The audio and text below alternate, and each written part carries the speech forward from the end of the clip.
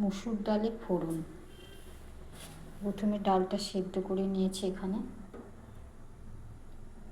এখানে আমি কড়াতে 5 ফোড়ন, শুকনো লঙ্কা, অল্প একটু আলাদা করে জিরে দিয়ে দিয়েছি। তেলটা গরম হয়ে গেছে। এখন আমি অল্প করে সামান্য একটু পেঁয়াজ দিয়ে দেবো তেলের উপর।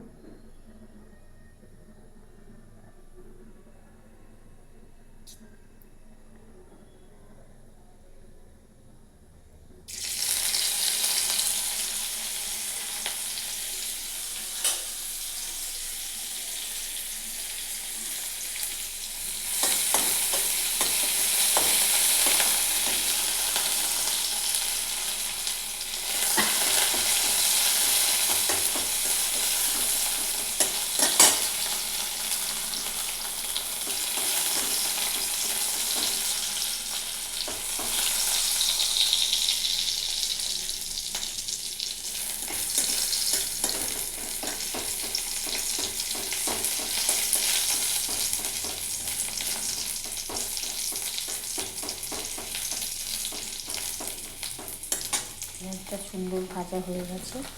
আমি এইটা সেদ্ধ করা ডাল সঙ্গে একটু হলুদ দিয়ে দিলাম কড়াইতে। এবার আমি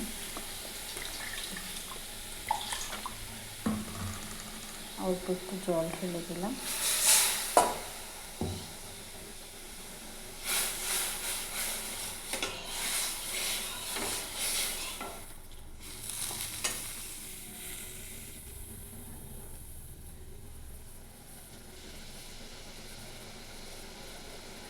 সিদ্ধ করার সময় ডালে আমি নুন দিয়ে রেখেছিলাম।